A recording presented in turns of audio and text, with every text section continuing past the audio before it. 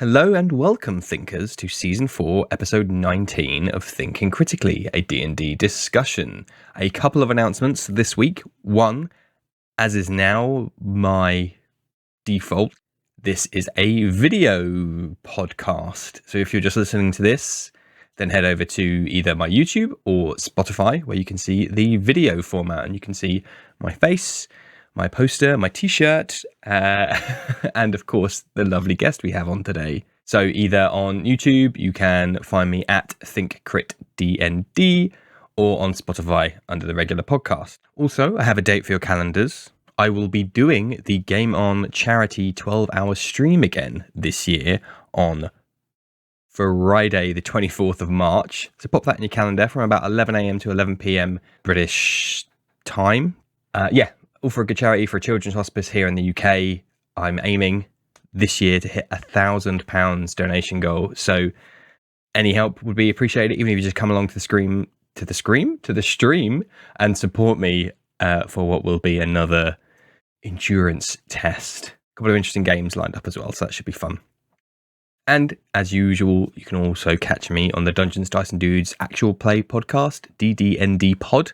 There's the tag. You can find them anywhere, including on Twitch. If you're listening to this episode, the day it drops, Friday the 10th of February, we will be streaming live on the following Sunday the 12th at twitch.tv/DDND-pod. So come check me out there as a player. Otherwise, let's get on with the show.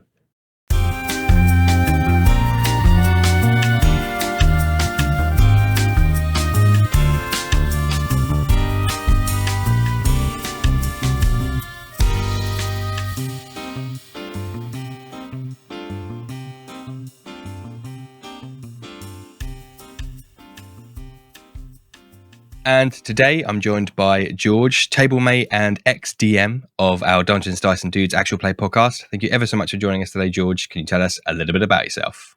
Hello, yeah. So, my name's George. I play Dungeons and Dragons with the fantastic Danilo.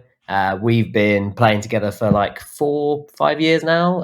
Oh God, yeah. Yeah, it's been a while, yeah. Almost as long as it's been trying to get this recorded. This has been difficult to get recorded, but that's my bad. So apologies there. But no, yeah, we've been playing D&D since I've started playing D&D, and since then we've started recording our own podcast together, Dungeons, Dice and Dudes, and I've DM'd like for 10 sessions as well. And yeah, so kind of a novice to this. I don't really know masses about ttrpgs.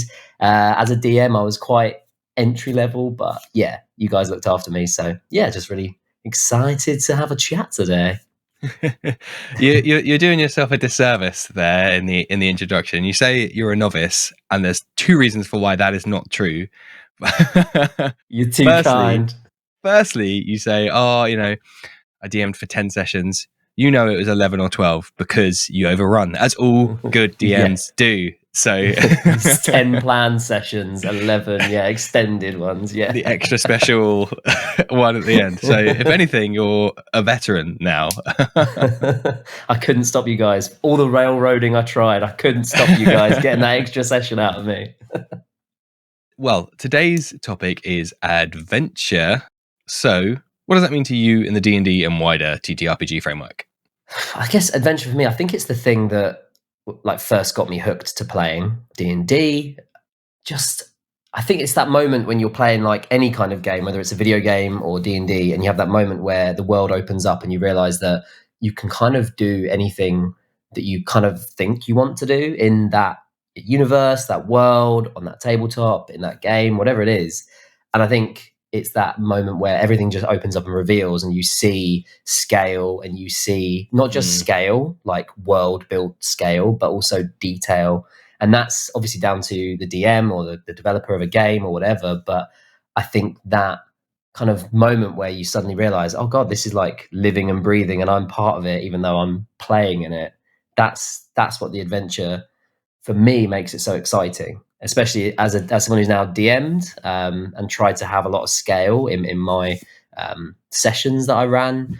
It is that scale and detail that kind of macro and micro, but they all kind of come together to make you go, this thing lives and breathes. I'm in it, and it's massive, and I could literally decide to do anything in the moment, and it's down to the DM's imagination or the game developer, game maker's imagination to play with that. So I think it's that kind of that thing that we all play for. It's that excitement at scale and how much there is to do. And also, I guess, in certain circumstances where you are kind of railroaded, sticking to a path, but the detail that kind of lines that path as well. But yeah, it's just that kind of exciting moment where you just open up and see how big something is and you're just getting involved with it. Yeah, I think that sense of adventure, which is good because I didn't have that in my notes, but two games in recent memory that have really nailed that for me, are very similar in some ways, is obviously Breath of the Wild and Elden Ring. Both have that now kind of cliche moment where you come up from underground somewhere and then you have that big vista reveal, and Breath of the Wild even takes the controller away from your hand and he runs up to the cliff and then the title card comes in and whatnot. And Elden Ring is something similar where you're like, oh wow, okay, this is now wow. And that for both of those games, it's just Elden Ring's a lot more recent in memory, but coming out of that first tomb and being like, wow, okay, this is an experience. This is, a feeling that's it's quite hard to emulate. Those moments in video games, I literally have that in my notes, like where you open up and you see it all, like, and it's like, now it plays over to you because you might have done a tutorial or you might be railroaded initially, but then you have that moment of, oh shit, like this is open now and I can go anywhere, do whatever I want in whatever order. And some games don't give you that, right? They are chaptered and you progress. But I think that adventure in D&D is what's just exciting, because you then look at it all and go, right, where to begin? And that's really nice, but daunting as well. And I guess that's something maybe we'll come on to, is that maybe scale can also, an adventure can also sometimes be not inhibiting, but kind of makes you go, oh, maybe this is a bit too much. Okay, so let's start first then with, how do you feel, or what's a good way to communicate that Breath of the Wild title card moment? Let's call it that here's your vista, the training wheels are off, go to wherever you want. Because both Breath of the Wild and Elden Ring do a very good job of being like, don't know, go wherever. There's maybe something over there you want to do, but how can you emulate that in obviously a quite a different medium to try at least that kind of sense of like, whoa, okay, what is happening now? Yeah, I guess like if we bring it to D&D and if I was planning a new campaign or something like as such, I guess as a DM, because it's your world that's being inhabited, right? I guess as a DM, then you may set up your session 1. Maybe you've got session 0 to kind of iron out some kinks, but your session 1, you've already briefed your players to have a reason why they're in a space, and that space could have, I don't know, some kind of event that's not just a local thing, but it's regional. So you've got different cultures and you've got lots of different races and lots of different kind of species around and lots of things to do, which gives you that kind of sense of, oh, this is larger than just my field of view. Like what I'm looking at right now isn't the end of this space. There's just so much going on. Because I guess in D&D, you could have, and you will walk up to a cliff edge and it's just this huge view, but you wouldn't always get the opportunity. So in any situation, you want to build in the idea that there are different races, different cultures, all these things kind of coming together and collaborating in that moment that just then excites the player to go, oh, this is bigger than me and bigger than my character by quite something. I think in my campaign that I hosted, I did like a carnival festival thing where there were loads of different countries and like groups all kind of mingling, and you're seeing a little bit of everything going on. And hopefully that gave that sense of, oh, this is actually there's lots going on. There's a bigger world outside of this space that we're currently in, but it also sets you up to be aware of all of that.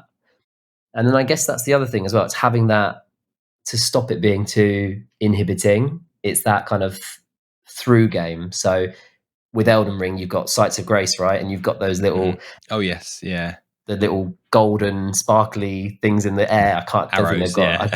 That's it. They're basically saying, go this direction if you want to, but there is all this already around you. And then I guess bringing it back to D&D, you would have that moment in your session 1.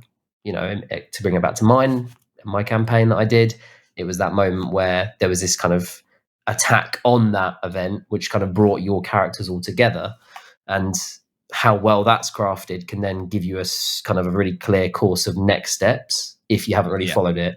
If my campaign was going to be open-ended and it wasn't going to be 11 sessions, then that attack probably wouldn't have happened, and you would have had more time to explore it, enjoy it, and kind of maybe find your own paths. But I guess with a mini campaign, you want to have that guidance. So I guess it's those moments of seeing the scale in detail. So cultures, races, things going on in a space that helps you go, oh, this is bigger than my character, and bigger than what I can currently see. And then also something to push your characters in the right direction, I guess.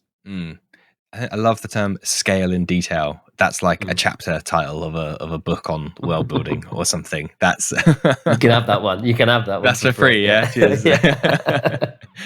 I do think in that, talking about starting campaigns, there's that often derided, like, you start in a tavern, which is wrongly derided because it's great and I do it and it totally works.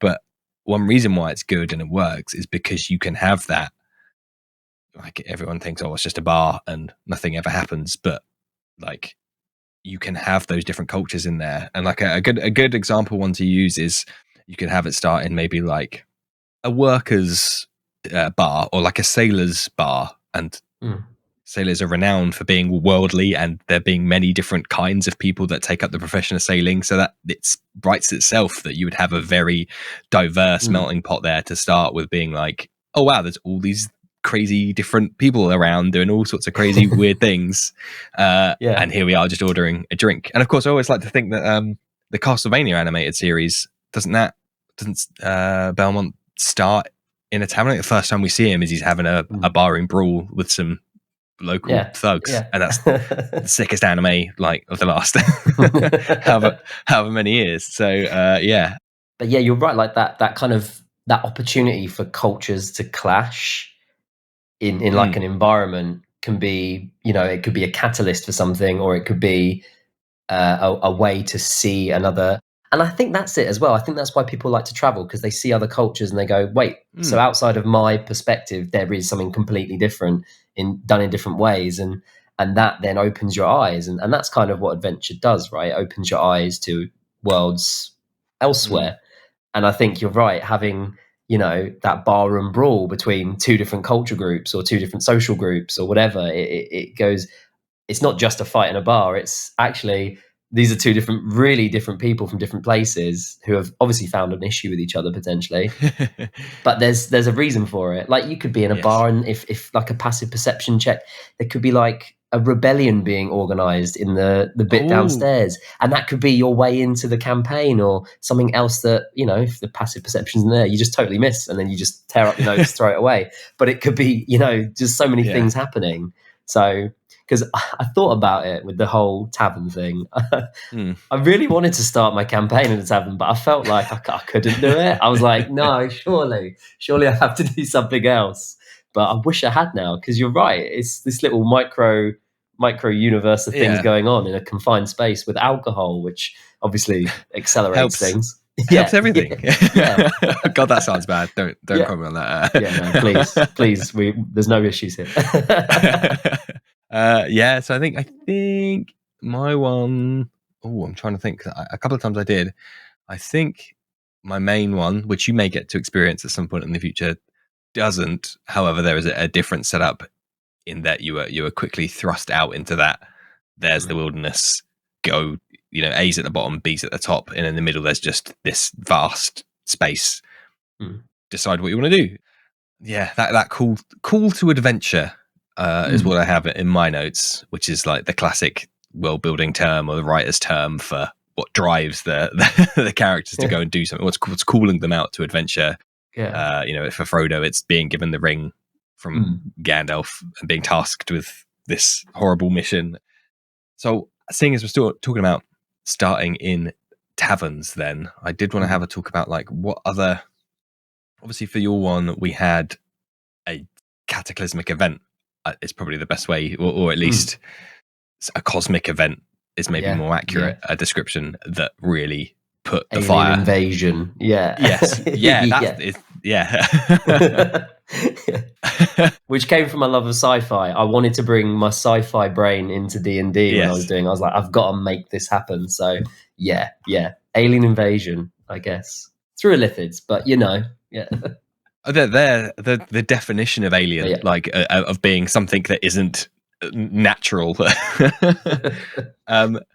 that's another thing that the start of campaigns is always the trickiest part. And yes, you can start in a tavern, and yes, you can have a little petri dish of the rest of the universe there, but that other side of things, which is like, how do you galvanize the players? What is the call to adventure? And I guess the answer, now I'm thinking it through, is, as you said, like, if you depends on the context, right? If you're doing a 10, I'm doing air quotes for those not watching the video that I now do. 10. Yeah, there they are. It'll be the thumbnail sessions for the podcast episode will be that, so you can refer to it. Is obviously a very different. Let me get my thoughts on it. It's very easy to think of D&D as, when we come to these discussions, as this uniform, generic thing that you can always have these discussions, and there's always some kind of applicability to the things we talk about. But through doing the show, what I've realized is that is often not the case.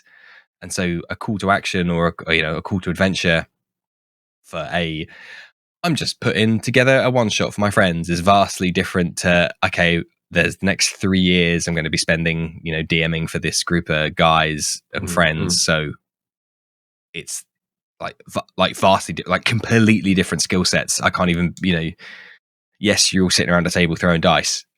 That's kind of where the similarities, start to diverge from each other.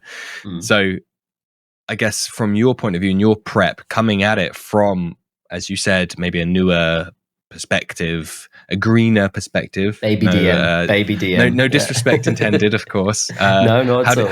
How did you find planning and preparing for that call to adventure? I think knowing your players is a big thing as well. Because we've been together on the Dungeons, Dice and Dudes podcast for so long, and also playing together prior to that. I think knowing who you're playing with, what levers you can and can't pull. So I had that advantage, I guess, for planning. So I was like, cool, I know if I was to do this kind of campaign and have this as the call to arms, you might bypass it. And again, I hate saying it, but I wanted to railroad you where I could to keep you on task, because, it can be tricky, I guess. So I had that advantage, but if I was coming at it completely, without as much background knowledge, I would probably want to think about which emotion am I going to use to call this group to arms. So am I going to use, and this is what I used basically for my campaign, fear, and kind of the overwhelming sense of being pursued. So you had to stick together as a group, because you were basically, for at least the first 5 sessions, constantly on the run from one thing to another thing to another thing. So that fear of overwhelming odds kind of brought you together and forced you to stick together, because otherwise you'd be totally lost, right? But that could be so many other different emotions you could pull on. It could be that you all as characters know one NPC, and that NPC gets attacked in the first episode or session and is gone, and that brings you all together for revenge, or whatever. Or it could be as simple as like greed. You meet in a tavern, and there is a noble that comes in that needs you to do this task, and he's offering the most money, and you fight off the other groups in the bar that want that job, and you get it, and that's what brings you forwards, and then other emotions stick you together from there. And I guess that then puts you on that path. But I really want to run a campaign where there's just a group of adventurers who are just bored and they just want to do something. Like they've got like the knife on they're just sitting in the bar and one's just twiddling the knife, like cutting their name into the table, just passing time. It's like a kind of dude, where's my car kind of Pineapple Express adventure where it's just like the most raucous, wild things happen because they kind of were bored or there wasn't that real pushing element. Like, oh, one of us have lost something. Well, let's go find it, and then did it, or even just, well, we've not adventured in a little while. Should we just go and look for something as a group? Like that could be quite fun as well. But yeah, I think the one thing that, and my only real point of reference is Critical Role or playing with the Dungeons, Dice and Dudes guys, or Rob's campaign is combat, it's fear, it's action. That is the call to arms. It's that attack. It's that thing like that. And I guess it breeds quite nicely into combat in D&D. You know, for session 1, whether it's you're fighting a group of rats or or whatever. I think that's probably the one that I always come back to as an easy win. But I think it's the other ones that would be a harder task for a call to action, I guess. Yeah, that just reminded me, talking of rats, there's the Hard Drive magazine, they're like the parody magazine, and then one of their articles is like, rats, surprisingly hard to kill with a sword. But they're always like the giant rats or something. It's always like... It's for your level 1s. Yeah, actually a very difficult task to do. You should get way more like XP for killing them because of the dexterity required. The talk there of like the fear being the driving factor, I want to talk about that a little bit more because it's something that I didn't do and haven't done since, because that a lot of the discussion around first, starting an adventure is how do you get your players to go in the right direction, and often it's the carrot is the motivator and not the stick. So it's do this and you'll have golden riches, or do this and you'll get magic items, or you'll win the favor of the crown, or something like that. But the stick, as it was in your campaign, as in the stick being you're being chased by aliens, like, or maybe unknowable forces, is also a very good way to do it. And often, as is with most things, the balance will be somewhere in between the two extremes. But I often see, and have done so myself, it's easier to err on the side of there's a big bag of money available at the end for it. But one thing I've picked up, and here's the ironic thing, mainly from my own characters that I make, a big bag of money is very rarely the motivator thereafter. Especially with wizards, who is an expensive profession to be in to start with. It's useful. It's good for refilling your components, right? But so knowing, I've stumbled onto a segue here of not only knowing the players but knowing the characters as well, and knowing what should or would motivate them can be a very good way to get them to go on that adventure. It's funny, actually, I DM'd in person for the first time on Saturday because one of my players is stepping away from the campaign for a bit because pesky life has gotten in the way, which is fair enough. And he'd recently rolled, how many sessions have we had now with this new character of his? Maybe 10 to 15 sessions with a new character, because his previous one met an untimely end. R.I.P. Indeed. So this was his second one ever that he's made, and he was like, okay, I get the idea now, I understand, I'm going to actually make a bit more of a backstory for this, other than just like, I've got amnesia, which works, but I can understand why I want to try something different. So when he filled in, there's like an online questionnaire that I found that was like, what trinkets does your character have in their pockets? Name 3 memories from their childhood. Name 2 friends that they still keep in touch with. Just optional. Like, if you want to fill that in to give yourself some inspiration, go ahead and do it. You're gonna have to send me the link for that. That sounds so good. Oh, I wish I had that. I wish I had that for my campaign. It's long, and he went ahead and did it. And the family section was like mother, father, grandparents, brother, sister, wife's pregnant.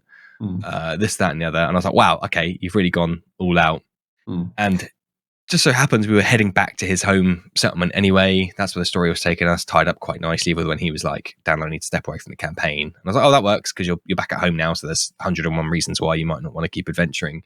And it just made me laugh because he'd gone to the effort of making a family, which is unusual in itself for an adventurer. Usually it's the trope of I've got a family and everyone's dead and boohoo. Not solo. I've, they all got killed and I'm on the, revenge arc. Yeah, exactly. So he's like, oh, I've got a whole family. And I was like, dope, cool. That's really cool. I really like you've got that.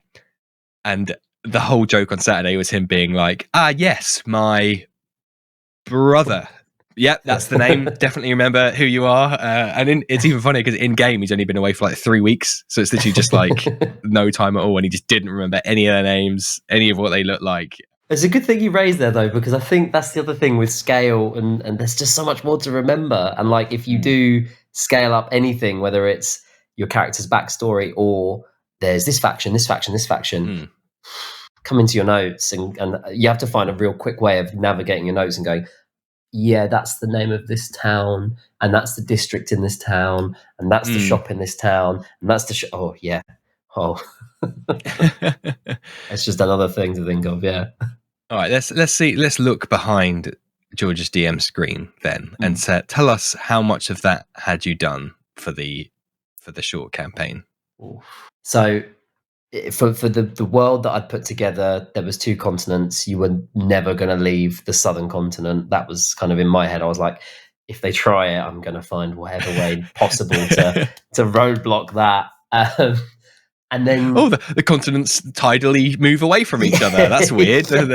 Sunk into the sea, never to be seen again. Atlantis, funny that. Gone. Yeah. So that was that knocked out. I was like, cool, this is fine.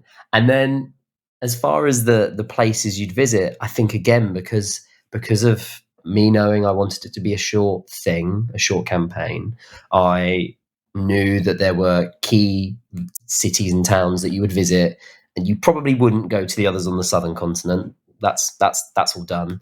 And then within that, it was like, cool, I know roughly which buildings and places they'll move from place to place. So yeah, there was prep. There was some cities had districts to them. They had shop names. Shopkeep names hadn't been fully prepped for a lot of them. And then probably not huge amounts there, but the stuff that I knew that you would enter and you would be a part of. So when you visited the keep in the main city in Zragate, which was like the capital of the southern continent, I knew that the walls would be a particular kind of build or stone, and I knew there'd be this color carpet, and I knew that there'd be these people there and they'd be wearing this. But yeah, again, because it was railroaded, short, not masses. Yeah. I have to admit, I wasn't expecting a map at all. So when that one was produced, I was like, okay, that's good and like better than the world map. The world map. Yeah. Again, it was a lot of scale, and I was thinking as I was drawing, I was like, I just like cartography. This is fun. I like drawing. I love drawing. I got that impression. I was like, he's only done this. There's no way we're going to see all of this. So he's only done this because he enjoyed it. Which I was like, that's nice. Yeah. I remember I was printing the maps off, and I was like, these look really good. I like this. And then in my head, I was like, shame they're not going to see an eighth of it, but okay. Because the first time I saw it, I was like, 10 sessions? Is he loco? Like, there's no way. And then I was like, okay, it's to build that sense of adventure, and it worked, and you did well because of it. Yeah, I think because the opening session, I was going to make reference to different city-states and empires across like 2 continents. I thought, well, I'll give them this because at least then it's like they can go, oh, these people might be from here, and look how far they've traveled. Like, and it just gives that weight to the opening. So I think that was why I did it, but it was definitely also because I just enjoyed making the map. Do you want to know a fun story about that map as well? Absolutely. And I'm going to say now, I'm going to get it and we'll throw it up. Now I do videos, I can put it up and people can see the map that we're talking about. Will it be here or here? I'll just point up or down. It might go everywhere. It'll just take up the whole screen. It's going to whiz around. So the map, when I made it, there was this article online. I can't remember who it was. It might be in The Verge or something. And it was like, here's an image of all of the GTA maps merged together. So the coastlines of my world map are all the different GTA Wow. maps added together. So I Okay. think bottom left is the San Andreas kind of GTA 5 coastline and everything. And then top right is Vice City. No, top right was GTA 3. Bottom right was Vice City. Yeah, anyway, inside scoop for you there. That's how I put it together. That's wild. That's how I made the coastline, at least. Ever heard that? That's insane. That's so cool. I just saw it. I was like, that's a great coastline. I'm just going to zoink and then put that as my map. Yeah. Expose here on Thinking Critically of Dungeons and Dragons and Dudes is there. If you ever need a coastline, just find a game map, use that, because otherwise I would have been really precious about it and been like, oh, would there be that there? Would that? I would have been stuck on the first little cove. So yeah. I saw I follow a couple of subreddits around world building and map building and this and Incarnate and stuff, and people share their ones, and I saw it and was like, that's Europe, right? This guy's made Europe in a fantasy setting. If they're to be believed, they hadn't realized that because they were copying it from a game or something like Elder Scrolls 2 or something very old that itself had cribbed from the map of Europe at that time. And he was like, oh yeah, now you point it out to me, it's obvious. But everyone was like, this is just Europe, right? And he's like, oh yeah, I guess it is. He was 3 levels deep in the in the appreciation. It was Europe to Elder Scrolls to him. Yeah, you couldn't see the wood for the trees kind of thing, and that reminded me of that story. And like he'd missed like Finland wasn't on there or something. So all the Finnish people in the comments were like, "Oh well, fuck us, right? Like you just deleted us from Europe." So kick him right off. You would. But no, I think that was actually, I really enjoyed the prep. And again, you said it about the map. I obviously enjoyed it. I knew it wasn't all going to get used, but I did it because I wanted to, and it was fun. And again, with the prep, like in my prep, and I did the minimum, and I just think I did a lot, but it felt like I'd built a lot of detail. Like there's a whole back history to how one of the empires formed and how they used to be a dictatorship and then they became like a republic and all this, and I really enjoyed it. And then I was also planning where places were based on like geography. So it would make sense for them to be like a naval power because they're here, and these guys would be like the money power, like the kind of like a Swiss kind of situation, which was Golden Pass, the first city you visited in the campaign. That was like, cool, of course they would be, because they're in like this position to block trade, so they're going to be the money people in this. So I think there was a lot of that prep, which again, hopefully came through in the campaign, but was definitely to give that sense of adventure and that kind of sense of that this was a living, breathing space you were in. And I think that makes you want to explore it. But again, I think I've built it up so much that I could come back to it for a proper campaign one day. And I definitely want to do that with my little universe I've made. Yeah, and you've done half the legwork with the map already, so you're like halfway there. It's all good. Yeah.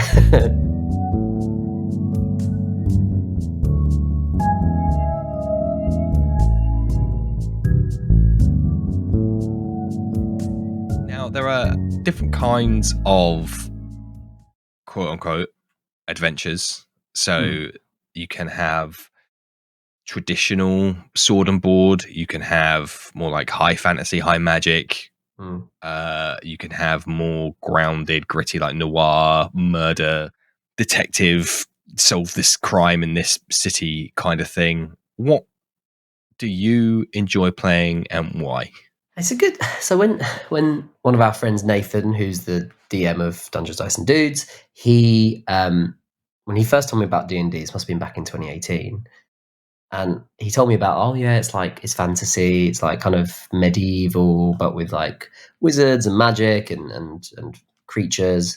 And I think what I said to him, and I don't want to get chased off the podcast and never invited back, but I think I was like, that sounds fun, but why wouldn't you just like do it with Star Wars and like an established universe? Like, why wouldn't you just play in an established universe? And he was like, well, that's not the point. That's not the one we play anyway. I was like, okay.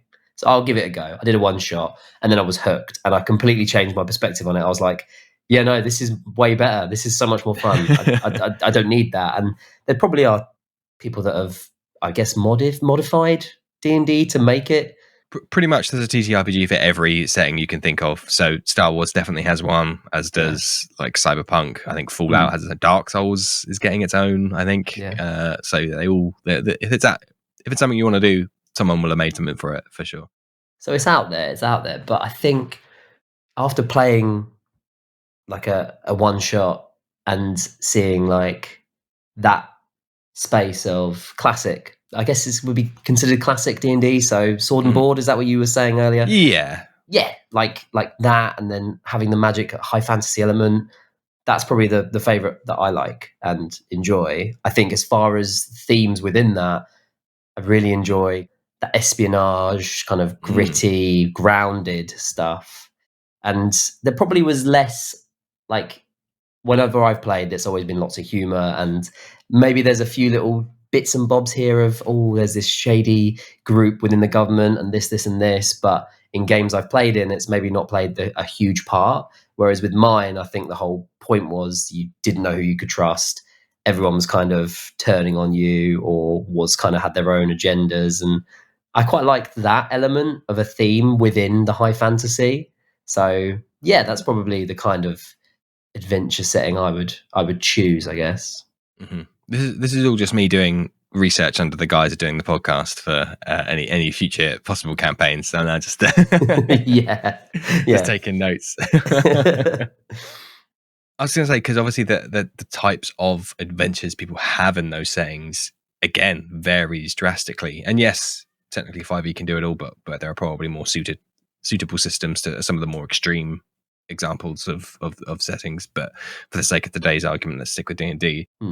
Yeah, the adventures that people can have in those settings are very different. Of course, the call to adventure is different. The way it's resolved is different. The level of humor, I know we have lots of fun in ours. Oh, we do. Is different, and that's again a testament to the hobby. Like, I know I kind of said there is a Star Wars TTRPG out there, but you could do a space opera. Like Spelljammer could be a space opera, and you could have those kind of themes that Star Wars does in your setting and have a similar styled adventure, which is a testament to the hobby. And I think that's why it draws the vast number of people it does, is to have that bespoke adventure, I guess. or at least partially bespoke, because you got to cater to like 4 people. But yeah, I think what was nice when I started playing, coming from that perspective of, well, wouldn't you just do it with Star Wars or an established universe, was that once I'd played for the first time, I was like, actually, it doesn't have to be an established IP or like a thing that exists that is brought to life. Rob who also plays with us. Rob, he has been on this podcast. I think all of us have now been on the podcast from our game. You are the final piece of the puzzle. I was the final stone in your gauntlet. You can now snap. But yeah, Rob was the first DM who I played with, and just his, like, the way he was like describing the space, explaining the characters and the world and the cultures and the different kind of perspectives. It was really nice to go, actually, you absolutely don't need to play it. You can, and it's out there as you've now kind of, as we've just said, but you don't need that. It can be something that's completely your own. And I think in a lot of ways that's kind of nice, because you're not as restricted maybe by like that universe and what you already know and what is already established because you've seen the films or played the games. That's there, and that kind of would hold over the head of any kind of possible adventure. Like if you were to play we'll use Star Wars again. If you were to play a TTRPG of that, then you'd know the planets and you'd roughly know already what to expect. So if the person running the game deviated, you'd go, well, it's not what Mos Eisley's like at all. I know there's a really dodgy cantina, and I know exactly what song they're going to play.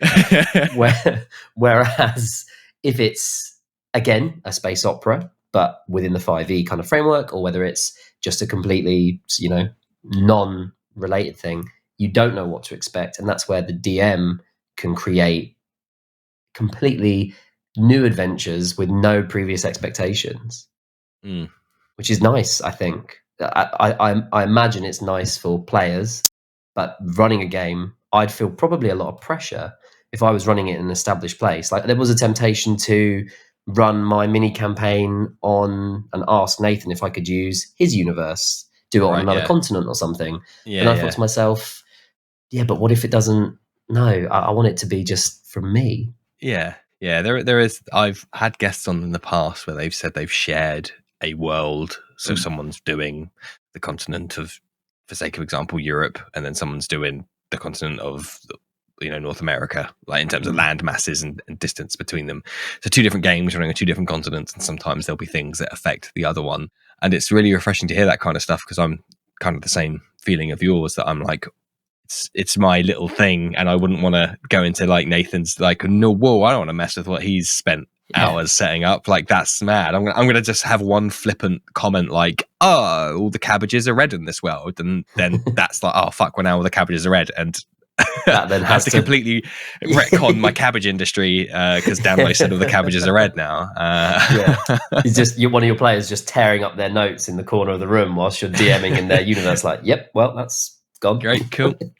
Cheers for that. So yeah, like people can have simultaneous adventures in these shared universes, and man, good on them, power to them, because that is that's out of my comfort zone for sure. Yeah. Oh, so we talked a little bit about kind of bigger picture stuff, like the carrot and the stick. There's you being chased, or there's some big reward at the end. But in terms of more individual character motivations, a problem that a lot of people, both players and DMs, have is trying to find a reason for their character to go on an adventure. And it's the reason why I stress really hard up front with players, old and new, is like, please, please, please, it can be a flying gelatinous cube that speaks in binary. That's fine, as long as, please, just make it want to go on an adventure. Like, yeah. Just make it want to leave the house, man, and like kind of be okay with like fighting and beating things up. So I don't know if you've got any thoughts or tips on when you're building a player character, good ways to do it, unique ways to do it that aren't, that sometimes maybe can be a bit tropey sometimes. We've all done it. I've done it. I've done the guy that wants to run away from home and doesn't really care what he's doing. He's just a brash 18-year-old. But outside of, and we've already mentioned it today, the revenge because all my family's dead, which again, no shade or disrespect at all. Everything's a tool, and everything serves a purpose and has a time and a place for sure. But I know that it's just something people struggle with, and that particular trope is a trope because people fall back onto it. So what I'm trying to get at is have you got any thoughts to help people not fall back on those kind of tropes?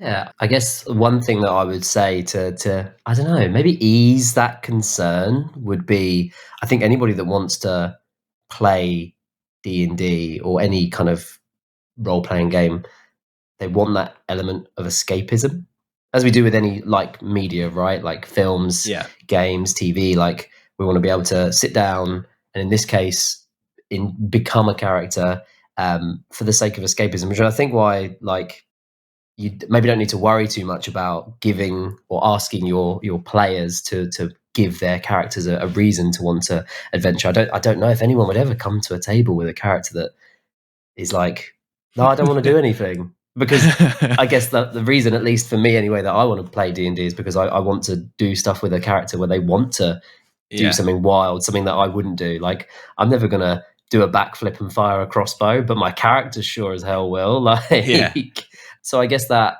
would help. But then if I was giving like any kind of ideas or advice to a character or someone who's making a character, it's knowing that everything's a remix. So you are going to struggle to avoid those things that might have been played loads of times. So you are going to struggle to avoid anything because it's already out there, probably on some platform. Yeah. I think comedy and humor and not taking your character too seriously is always a great thing. Yeah. I would probably personally struggle to play a really serious character. Maybe that's just me, but I feel like those serious characters need to have that light side and humor. I think D&D and a table thrives around humor, which is why it's so nice playing with you guys, because we are all on the same kind of level of what we find funny. We get all of our in jokes, which thinking about it, probably for our listeners, is a bit like, I'm following, but I don't follow that in joke. I need to listen to a few sessions back to catch up. But so I think trying to bring humor into any character you're designing, whether it's that they have a dump stat, which is something that they're quite funny, is about them, or whether it's a funny backstory or a funny interaction they've had that the DM's aware of, so it's going to force them to come across that with the other players. I think humor's a big one to kind of, even if you get drawn into those characters' ideas that are kind of the revenge arc, or the kind of wanting to run away from home because you want to, you know, fuck your noble lifestyle and you want to go and make your own path. As long as you bring humor into it and don't get too drawn into the heavier side of it, I think you can always have fun with it and always play it in a different way that can change it. Because, oh my goodness, there's so many film and TV shows or games where the tone is so serious, and we love it because it's in that platform. But around a table with other players and a DM, is if you're doing it and you bring that kind of level of depth to it, it might be a bit heavy. So bring the fun back into it in whichever way you can, whether that's a backstory or an interaction or a dump stat that you then make a joke about. I guess that would be it. I don't think it's possible to avoid it. I think characters, when you're making character, you're going to get those situations where, but if I write this, they're going to be comparing it to this character. Yeah, because there's just no way of avoiding it. So embrace it, but make it fun. Well, while you were saying there about how, you know, it's been done before, everything's a remix, I was just thinking, like, even like Luke and Ray don't have parents. Like, I know Luke has surrogate parents, but not his own parents. So even, you know, to bring it back to Star Wars, it just made like a nice little circular discussion in my head. I was just gonna say, like, even with my character on our podcast that I play, Sabine, a lot of like her family backstory and some of those things were remixed from Star Wars. I wanted her original tribe that she was from to be like Mandalorians, so there was some elements of that I brought into it. So not super overt, but it was there, and I did it knowing that, well, I like that kind of IP, I like Star Wars, I want to bring that into this in some way, so why not? So the remix thing, it's like, you can't avoid it. It's there. Indeed, yeah. The reason why I asked that question is you said that, I can't think of any player that will make a character that doesn't want to go on an adventure, and they happen. That's the reason why I asked the question. Is a couple of times in my campaigns, the players have asked themselves, the characters have asked themselves, each other, like, why are you here? Why are you traveling with us? And the player's gone, I don't know anymore. Like, we're just here, and that is not all on them. Like, absolutely, there's a failing on my part there in terms of, like, I haven't made a clear enough direction or a clear enough through line. I need more stick, because at the moment the carrot is just this abstract thing in the future. So to be clear, I'm not saying, you know, it's all on them, but there is an element of, like, them just being like, I don't know why I'm here anymore. We're just adventuring for the sake of adventuring, which is can be fine, but then it also can lead to almost fatigue, because I was, you know, then making adventures for the sake of making adventures as the DM's point of view, and they would turn up and have a fun time and stuff, but you kind of lose that arrow of focus, I guess. Focus, that's the word I'm looking for. So, like, maybe it's just because when it was such a longer campaign, and again, I'm always trying to learn and improve, and for the next iteration 3 it'll be better, I promise. So there will be a clearer drive, a clearer motivation that isn't just go and do something and leave so much to the characters and their heavy lifting on their own motivation. But a couple of times we're like, why don't you just go back home? And he's like, I don't know, but I'm here now, so we may as well just keep going. Because this shit is, like, very dangerous. If this was like a real life, like, profession, you'd be like, after the first encounter, you'd be like, no, I'm done. I'm going home. I've got my bed. I'm all right. But I think, is there anything less real than that idea of a character?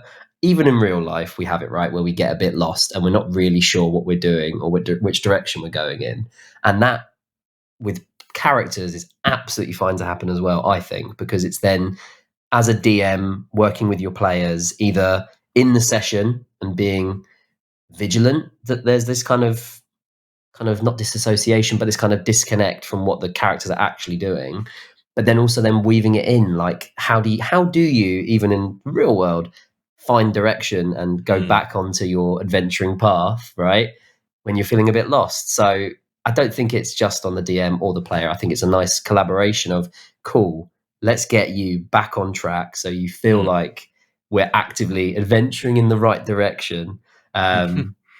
So yeah, I think there's ways you could do it, and there's ways that you could get the character and the player back on track. But yeah, maybe I'm just lucky then. I had a amazing bunch of players around my table when I DM'd, and I railroaded the hell out of you. So you were erring dangerously close to some like legitimate life lessons there. I was almost going to have to be like, this is too like sincere for the show. We gotta. We just add a fart noise in. Just yeah. That's all the Patreon money goes to, is soundboards to license-free fart sounds. Licensed fart sounds. Yeah. That's when you know you've made it big. If that's what you're spending the money on, you're winning right there. That's it, yeah. Rising cost of living. Don't know nothing about it. Just fart sounds all the way. I got my soundboards. I'm good. We talked earlier on, you said you wanted to talk about more the like the potential anxiety with building a world to adventure in. So what did you want to talk about there in particular, if we haven't already covered it, of course? Yeah. So I think for me, I always come back to this one example, and again, I might get hunted down for this, but Red Dead Redemption 2, fantastic game, incredible graphics, great narrative. Didn't finish it, too big, and that's just me. And maybe that's just who I am, but there was too much at times for me to do. It was overwhelming, and I don't think there was fast travel. Maybe I hadn't unlocked it yet, but it was like, if I want to see any progress in this game, it is going to take me way too much time. So I put the controller down and never revisited it, and that sucks because everyone says how good it is and that the ending is amazing, and I think I've had spoilers now, so whatever. And I guess when it comes to D&D, that could happen as well. I think you could overwhelm your players with options, and you could, even as a DM, overwhelm yourself with creating options as well.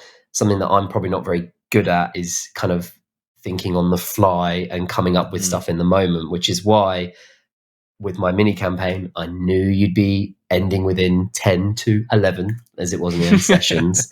And I knew that you needed to go to these different cities to achieve the goal. So I knew that I could prep the hell out of that, and that pretty much whatever decision you made, I'd have something ready for you. There was only like 1 or 2 times where I had to kind of turn the wheels in my brain in the moment and go, this character is called Grog, Dave, whatever. So I think from both sides of the screen, whether it's the DM or the players, it's, I think, having that through line that guides them, which again, this is again what we've kind of keep coming back to. What is the through line? How do you get your players to adventure, and how do you get them to find their own path in this world you're building? But it's trying to avoid so many options that it gets just wild for them. And I don't think I've ever played with a group bigger than 5 players.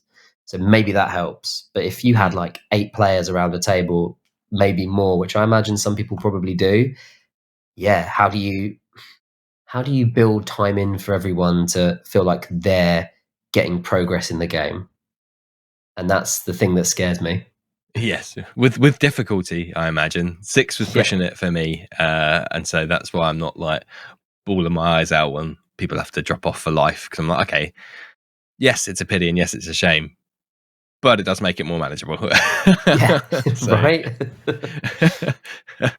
And that's the thing, isn't it? It's like, yeah, how am I gonna? Because you meet fortnightly, you meet weekly, maybe weekly at most. And how do I give everyone around that table their progress with their character for the week? And if you've got more than 4 or 5 players, or 6, more than 6, yeah, how do you give everyone that feeling of like they're getting something from this? And it is because the DM gets something from running the game. I really enjoyed it. Thought I'd be terrible. Thought I'd be nervous every session. 2 sessions in, I was just rolling with it and really enjoying it. And then as a player, I've never been in a large group, larger than 5 players. So I always leave a session being like, yeah, cool, my character, she heard about her long lost parents, or she moved on and did this, or learned a new skill, or had a really fun interaction. So yeah, how do you avoid overwhelming people? And that's the thing that gives me a bit of, not anxiety, but makes me like, cool, that'd be the one thing I would try and avoid, overwhelming them, but then also not overwhelming yourself as a DM, but ensuring that everybody gets their little 5 minutes of progress for their character. Yeah.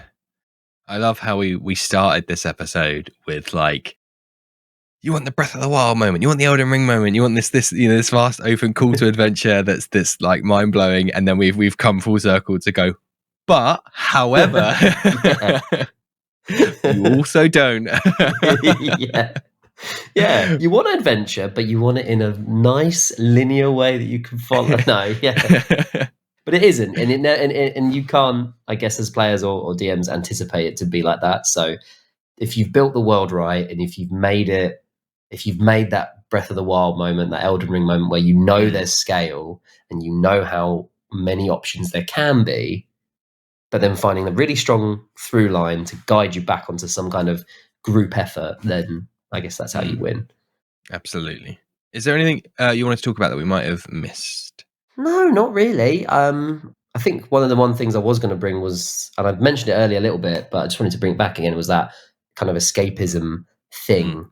And I think when it comes to the adventure thing, we all love the idea of going on an adventure in real life, but we know that, for whatever reasons, that's not always possible. And I think with D&D, you can have that escapism, whether it's going on an adventure to another continent and you just can't travel in real life because of whatever. I think for COVID, that was a big one for so many people because of all the restrictions. You couldn't go anywhere other than your 4 walls or outside for 30 minutes or worse. So I think that escapism is, and again, getting to adventure is in D&D is why it's so amazing, in my opinion. But no, I think I kind of touched on it earlier. So yeah.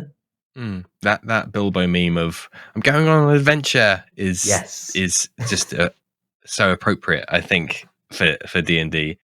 100%. We all want that moment of, right, I'm off out, and I'll be back when I'm back.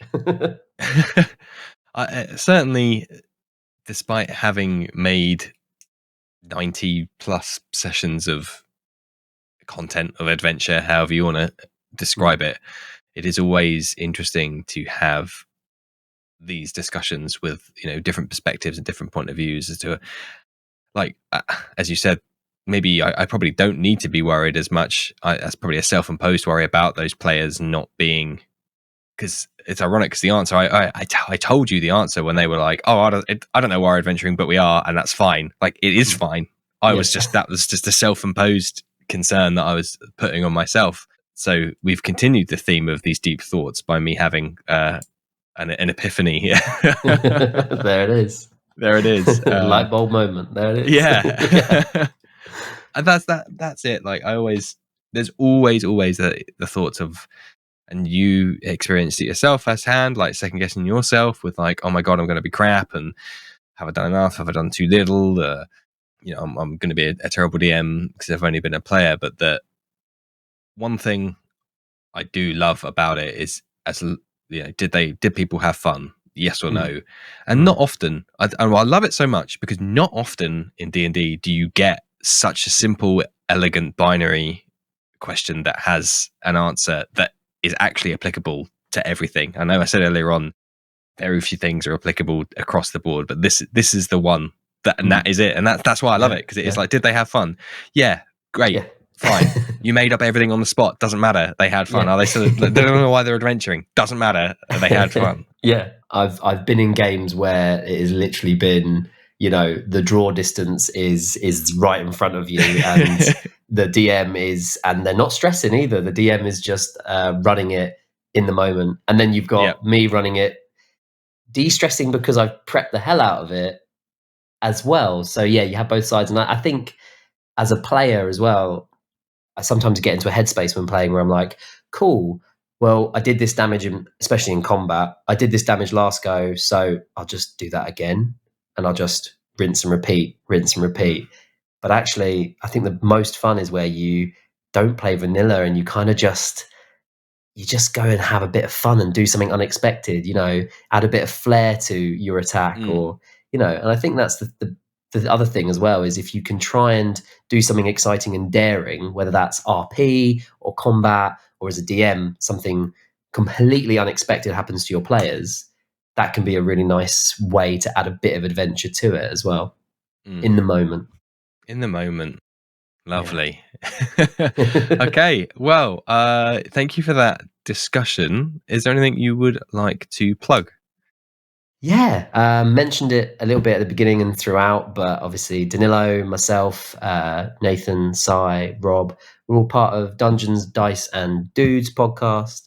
We've just started going live on Twitch as well, which is exciting and scary at the same time. So do give us a listen, a watch. You can search us on any platform, pretty much. I think Sai's got that covered. Any platform out there in the world. Listen to the first 30 seconds to a minute of any D&D episode, and you'll hear every single platform. The books, somehow, inexplicably, paper planes, tea reading, you can get us in. The RSS feed, don't forget the RSS feed. Don't forget the RSS Wobblecast, feed. all of the, all of our fictitious platforms as well. But yeah, if you search DDND pod, drop us a follow, give us a listen.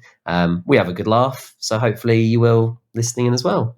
Absolutely. And it's a rare occurrence that I get plugged, well, twice, once for that and also inadvertently by my own show here. So I'm just going to embellish and say I do very little for Dungeons, Dice and Dudes. all the credit has to go. That's not true. No. You've saved all of our characters multiple times. Okay, yeah, in character, yeah. You bring the guys would be screwed without me. You bring the professionalism that this podcast has to us, because we're all doing whatever.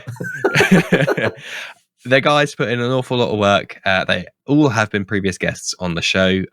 Links to their episodes will be in this episode description. But yeah, it's a lot of fun. And I always say, if you want to see me as a player and not doing my podcast Thinking Critically voice, and go and see me making goofs and gaffs with a bunch of friends, then yeah, I would also suggest you go and check that out.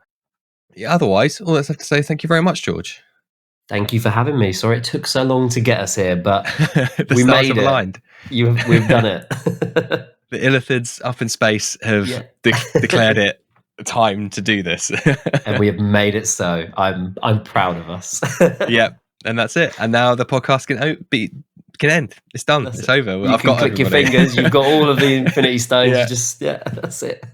As usual, as mentioned, all the links to DDND Pod, no letters, will be in the episode description, along with, as I said, the episodes to the previous guests, Rob, Sai, Nathan, and now George. So yes, everyone at home, thank you for listening, and good night. Bye.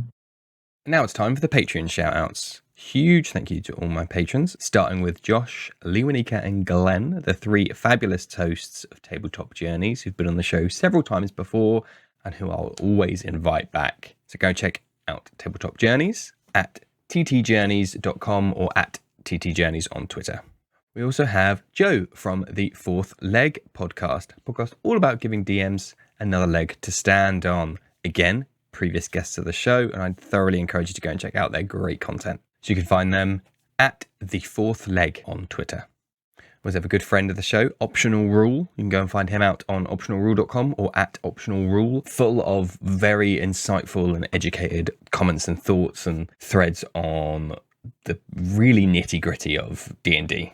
We have, what a guy, Matthew Perkins, who is just out there in the world trying to make you laugh. So go and check him out at matthewperkins.net or at Hey It's Matty P, Mattyp. And good friend of the show and one of my table mates, Matthew Street. Go and check out his partner's hustle at virtualtimehustle.com or at mpstreet88 on Twitter.